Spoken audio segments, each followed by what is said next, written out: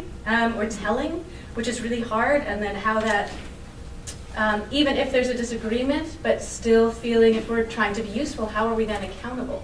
And do we need to be accountable? And I think a lot of us struggle with this, and that's something that's kind of in the room always in what we're doing. And then the danger when we're not accountable, going to this professionalization, which is where I think, unfortunately, where we ended up with social movement studies. And then the question on real change and undermining power, and this is more, I guess, a question, because on the one hand, you're talking about undermining power, and I absolutely agree, and I think that's what people in the movements are attempting to do. On the other hand, I also know you've been writing about the need to take on the structures, and not just create the kind of alternative from below here and move horizontally, but what about these structures and institutions of power? So how do those two things meet, or where do they meet? Are we creating entire alternative societies, and then what about the institutions of power? And this is something that comes up again and again in the new movements as well, is, okay, so how do we negotiate the state? How do we deal with the state when we don't want to have anything to do with it, but what it has is ours? This is kind of what people movements are saying. So how do we help think about that using these different questions and frameworks of power? And that was easily 5 or 7 minutes. So, yeah. So now I think we open it up for a kind of conversation, discussion as a whole. Yeah? So do you want us to help facilitate? Sure. Okay. So we're going to do kind of questions, comments. Should we cluster them? Take like 3 at a time? You want me to go back up here? Yeah, we can. Should we? Oh, well, how about technology? We could do the people's mic. I think we should cluster questions. So maybe take 3 comments, questions at a time, since we only have another, say, 15 minutes for the discussion. And then with the eye and the mind of this will continue later into today and into tomorrow, like that. Okay. Go ahead. I would just love to hear more of your thoughts and other people's thoughts about the last question that you just rose. How do the two meet between contention and resistance? Where are the intersections, and what are people thinking about that in movements and in academics?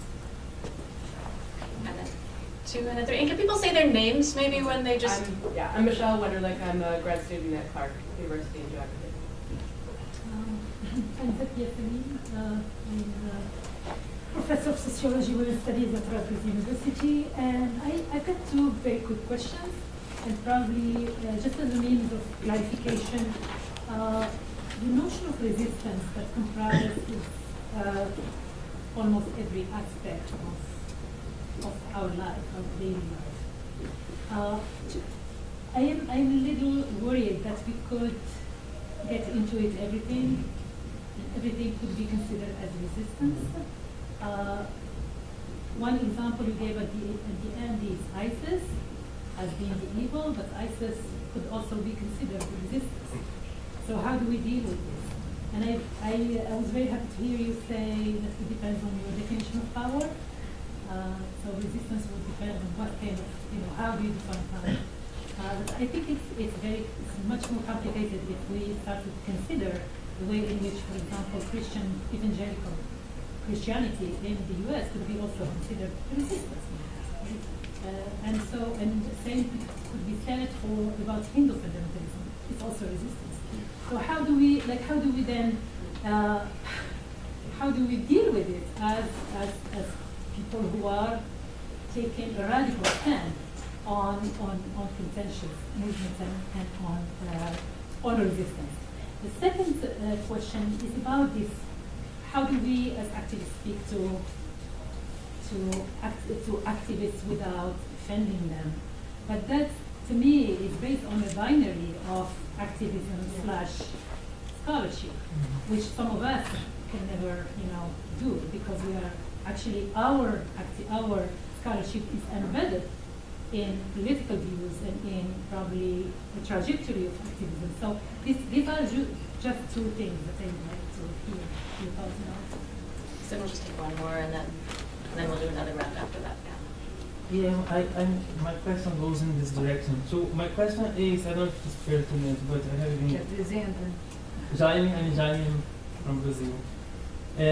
My question is about, did we give up from the great narrative like socialism or no? Did we, because I feel like most of our conversations on resistance is very focused on everyday act of resistance, and it seems to be part of the difficulty to articulate a broad political project in face of all these challenges that we face in consider the specificity of different groups.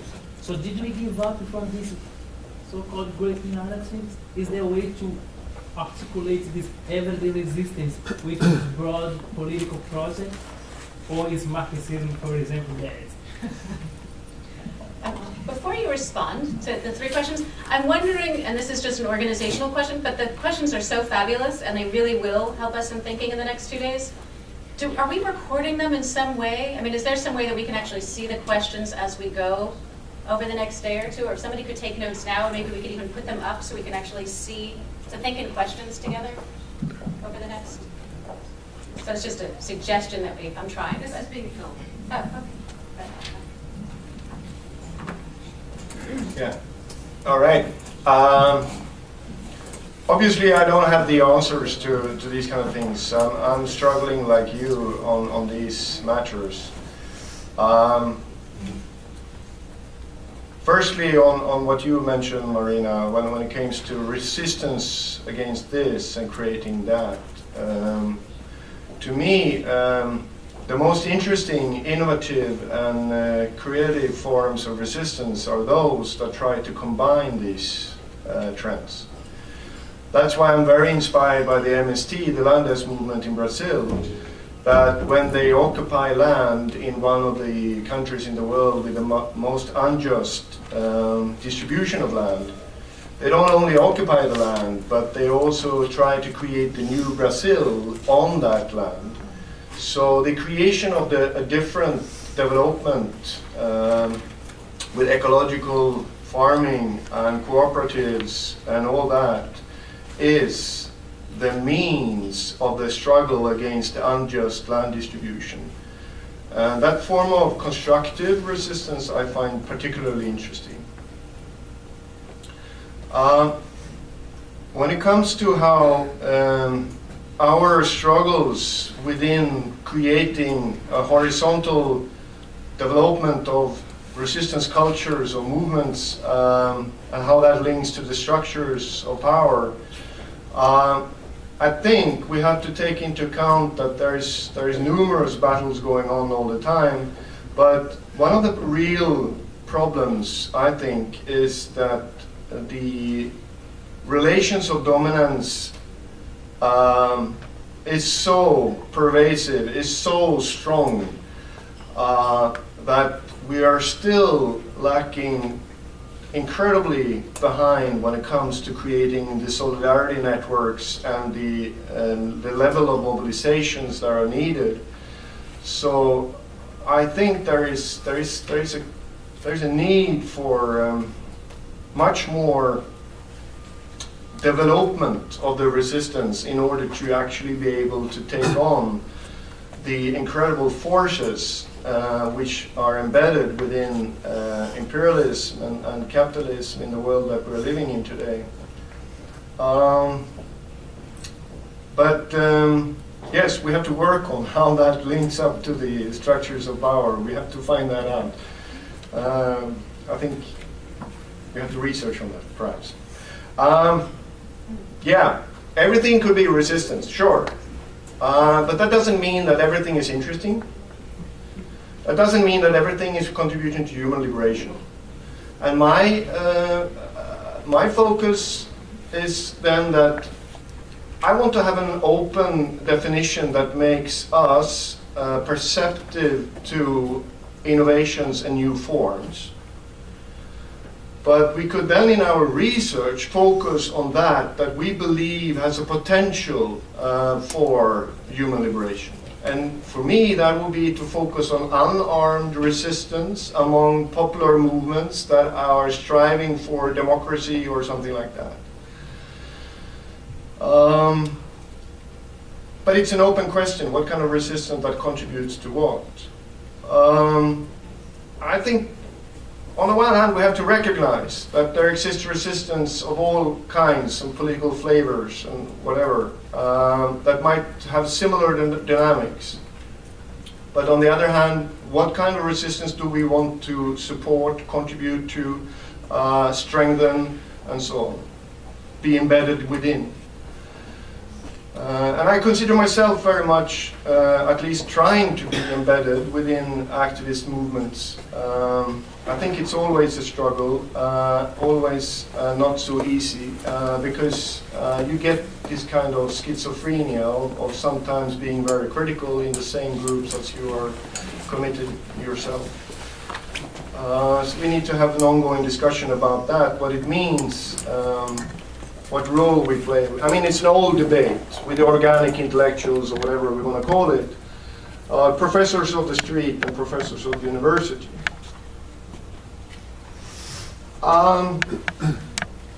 Great narratives. Yeah, that's a great idea, but I think we have to recognize that a part of the problem why the left or liberals or whatever we want to call it, I mean in Europe we don't call it liberals. Liberals are part of the problem, but I know in the United States it's maybe liberals. Part of the problem. A part of the problem with the left is that we have historically been subscribing to narratives that turned out to be totalitarian, that turned out to be part of creating new forms of domination.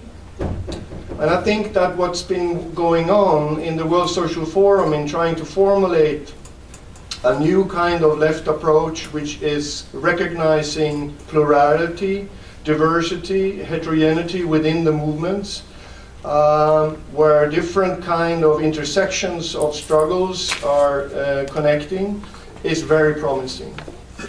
But the whole work in developing new narratives and visions are incredibly important, but we have to find ways of doing that where we avoid telling what is the correct political way of being, where there is respect for difference. And